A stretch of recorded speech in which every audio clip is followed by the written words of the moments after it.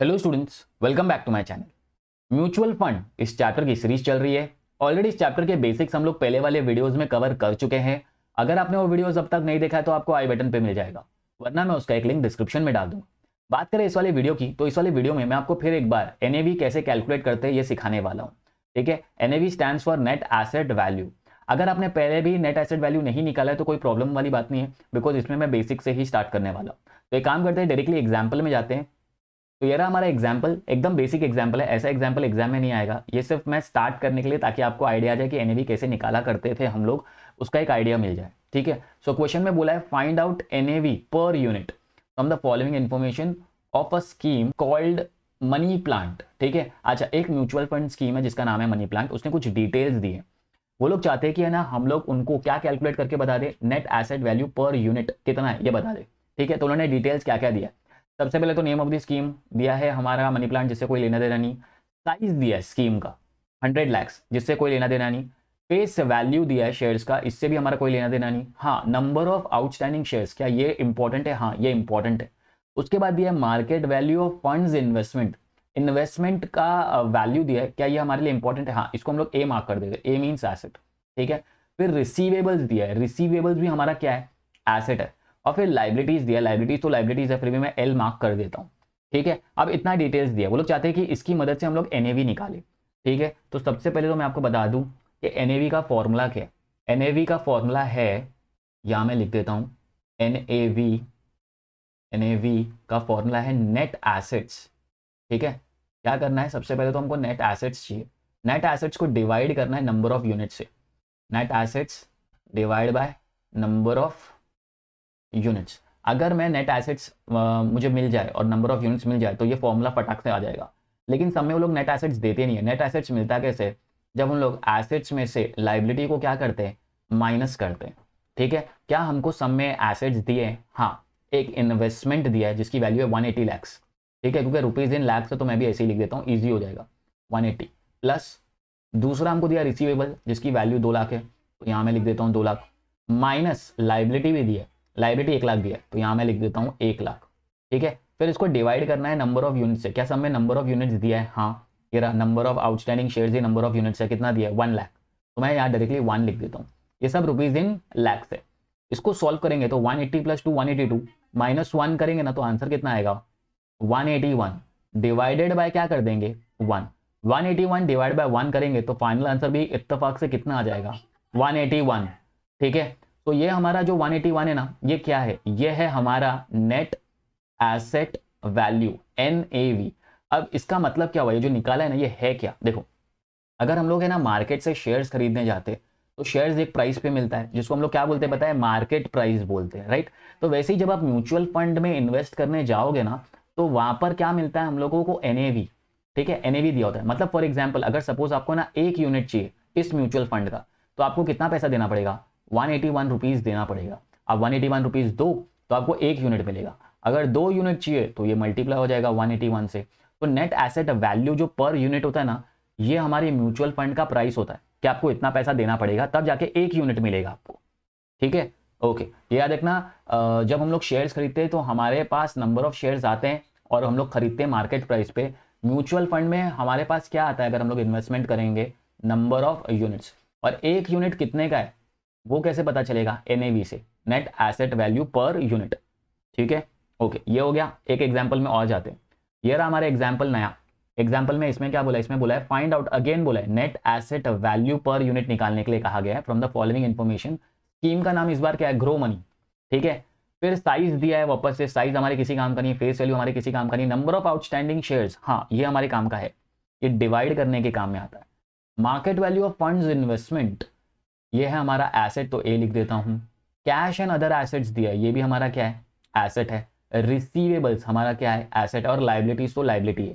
ठीक है, अब हमको करना क्या है? सेम अगेन, इसके लिए भी मैं क्या करूंगा? एनएवी का फॉर्मूला लगा दूंगा। तो मैं लिख देता हूँ एनएवी। कैसे मिलेगा? हम लोग को चाहिए नेट एसेट्स, और आपको पता है नेट एसेट्स कैसे मिलते हैं? एसेट्स माइनस लाइबिलिटी करने से। ठीक है, नीचे डिवाइड किससे करेंगे? नंबर ऑफ यूनिट से। यहाँ मैं फिर से मेंशन कर देता हूँ ए एल। ठीक है, ए में से एल गया तो बचता है नेट एसेट्स। क्या इसमें भी हमको 2-3 एसेट्स दिए? हाँ, पहला एसेट्स दिया market value of investment which is 160 lakhs. तो मैं भी 160 लाख ही लिख देता हूँ, रुपीज़ इन लैक्स है ना सब। प्लस क्या और कोई एसेट दिया है, हाँ कैश दिया है 1 लाख, तो मैं यहाँ लिख देता हूँ 1 लाख। प्लस रिसीवेबल्स दिया है 3 लाख, तो यहाँ मैं लिख देता हूँ 3 लाख।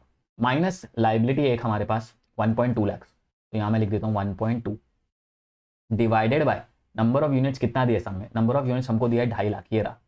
ठीक है, तो यहाँ मैं नीचे डाल देता हूँ 2.5, सब रुपीज़ इन लैक्स है। इसको सॉल्व करें तो कैलसी पे पहले चेक कर लेते हैं हम लोग।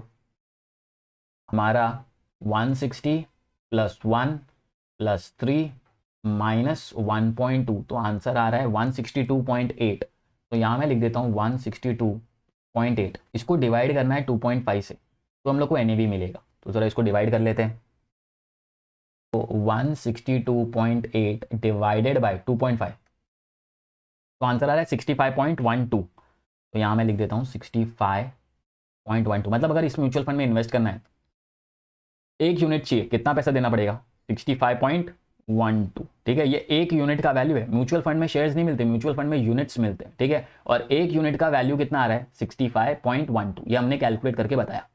ठीक है, अच्छा दोनों ही पहले एग्जाम्पल्स बेसिक थे, अब थोड़ा हम लोग लेवल बढ़ाते हैं, एक लेवल ऊपर जाते हैं। अब देखते हैं इस वाले एग्जाम्पल को कैसे सॉल्व करेंगे। ठीक है, अब इसमें क्या बोला है, the following portfolio details of a mutual fund scheme are given below. हमको दिया है कुछ स्टॉक्स का नाम, ये कंपनी के नाम है PQRS। ठीक है, इनका नंबर ऑफ शेयर्स दिया है और प्राइस दिया है, लेकिन वैल्यू नहीं दिया है। इसके पहले वाले सम में ना इन्वेस्टमेंट का हमको टोटल वैल्यू दे दिया था डायरेक्टली, तो है ना, इसमें टोटल वैल्यू दिया नहीं है, हमको वैल्यू निकालना पड़ेगा। ये सारे हमारे इन्वेस्टमेंट्स है जो हमने किए, बट इसका वैल्यू हमारे पास नहीं है। तो हम लोग को क्या करना पड़ेगा, हम लोग क्या करेंगे, एक टेबल बनाएंगे। इस टेबल में ना हम लोग क्या फाइंड करेंगे, नेट एसेट्स फाइंड करेंगे, क्योंकि हम लोग को इस बार नेट एसेट्स डायरेक्टली नहीं दिया। तो मैं लिख देता हूँ स्टेटमेंट ऑफ नेट एसेट्स। इसमें मैं क्या कर दूंगा, कॉलम बना दूंगा, यहाँ पर डाल दूंगा पर्टिकुलर्स, यहाँ पर आ जाएगा अपना अमाउंट का एक कॉलम। ठीक है, सबसे पहले मैं लिख देता हूँ PQR और S, ये 4 कंपनी दिए और चारों कंपनी के मेरे पास शेयर्स है और प्राइस है। तो क्या मैं इन्वेस्टमेंट का वैल्यू ढूंढ सकता हूँ, हाँ इन्वेस्टमेंट का वैल्यू मैं ढूंढ सकता हूँ। कैसे मिलेगा, जैसे P के कितने शेयर्स थे, 4, मैं कर देता हूँ 4 × 45, ये सब रुपीज़ इन लैक्स हैं। तो अगर 4 × 45 करें, 4 × 45, सो आ रहा है 180 लैक्स। ठीक है, ये 180 लाख है, मतलब 1,80,00,000। दूसरे का चेक करें तो है 6 और 50, तो यहाँ मैं लिख देता हूँ 6 × 50।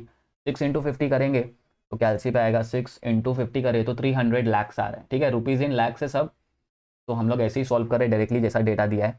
उसके बाद है 8 और 25, तो मैं लिख देता हूँ 8 लाख शेयर्स है, 25 रुपये का भाव है, तो 8 × 25 करें, तो 8 × 25 कर रहे तो आ रहा है 200, तो मैं लिख देता हूँ 200, यहाँ पर आ जाएगा 200। ठीक है, उसके बाद लास्ट वाले का है 12 और 30, 12 लाख शेयर्स है जिनकी वैल्यू 30 रुपये। तो अगर हम लोग मल्टीप्लाई करें तो 12 × 30 आ रहा है 3,60,00,000, मतलब 360 लैक्स। तो यहाँ मैं लिख देता हूँ 360। ठीक है, अच्छा अगर और कोई एसेट दिया रहेगा तो प्लस कर दूंगा, वरना मैं यहीं पे टोटल कर दूंगा। चेक कर लेता हूँ आगे और क्या दिया है। ठीक है, जितना डेटा दिया था उससे मैंने अपना इन्वेस्टमेंट्स का वैल्यू ढूंढ लिया।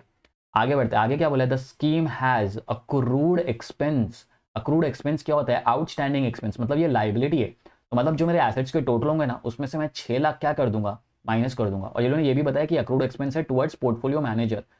हर म्यूचुअल फंड में ना एक म्यूचुअल फंड मैनेजर होता है जिसको उसकी फीस दी जाती है। ये वही 6 लाख फीस है जो आउटस्टैंडिंग है। तो हम लोग क्या करेंगे, हमारा जो टोटल इन्वेस्टमेंट है उसमें से 6 लाख रुपया माइनस कर देंगे, तो हमको क्या मिल जाएगा, नेट एसेट्स आ जाएगा। आगे क्या बोला है, there were 80 lakh shares outstanding, ये हमारा नंबर ऑफ यूनिट्स है। इसकी मदद से देखो सबसे इंपॉर्टेंट बात लास्ट में क्या बोला था, find out NAV, net asset value per unit of the scheme. तो निकाल लेते हैं। इसका मतलब और तो कुछ है नहीं, तो मैं डायरेक्टली टोटल कर सकता हूँ। तो यहाँ मैं डाल देता हूँ डायरेक्टली टोटल, यहाँ पर आ जाएगा टोटल, टोटल कर देता हूँ और इसमें से क्या माइनस कर दूंगा, जो मेरा लाइबिलिटी है। ठीक है, लाइबिलिटी में क्या दिया हम लोगों को, अक्रूड एक्सपेंसेस, शॉर्ट में लिख देता हूँ, विच इज 6 लैक्स। तो ये क्या हो जाएगा, सब्ट्रैक्ट। तो मेरे को जो फाइनल आंसर आएगा वो मेरा क्या बन जाएगा, नेट एसेट्स। फिर अगर मैं नेट एसेट्स को डिवाइड कर दूं नंबर ऑफ यूनिट्स से, तो मुझको क्या मिल जाएगा, मेरा NAV। ठीक है, मैंने टेबल के अंदर ही एडजस्ट कर दिया। पहले एक काम करना पड़ेगा, पहले तो नेट एसेट्स निकालने पड़ेंगे। नेट एसेट्स से पहले तो हमको हमारा एसेट्स का टोटल करना पड़ेगा।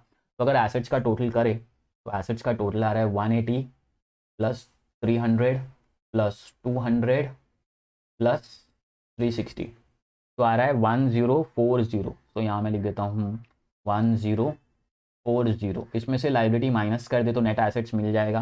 अगर हम लोग माइनस कर दे -6, तो आ रहा है 1034।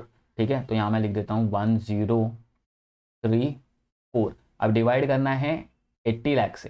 ठीक है, सब रुपीज़ इन लाख से अगर डिवाइड कर देंगे तो हम लोग को क्या मिल जाएगा, NAV मिल जाएगा। तो डिवाइड बाई 80 कर देता हूँ, तो हमारा आंसर आ रहा है 12.925।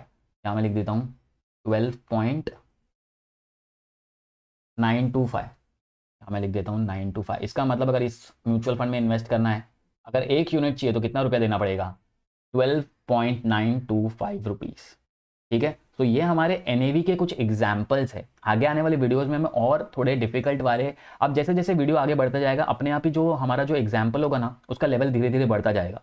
ठीक है, मैं चाहता था सिर्फ एक बार आपको NAV रिवाइज करा दूं, और मुझे लगता है इस वीडियो से वो रिवीजन हो चुका होगा। तो आगे आने वाली वीडियो में हम लोग थोड़े और डिफिकल्ट सम्स लेंगे NAV के। ठीक है, तो चलिए इस वीडियो में इतना ही। अगर आपको वीडियो पसंद आया तो आपको पता है क्या करना है, लाइक करो, सब्सक्राइब करो, शेयर करो।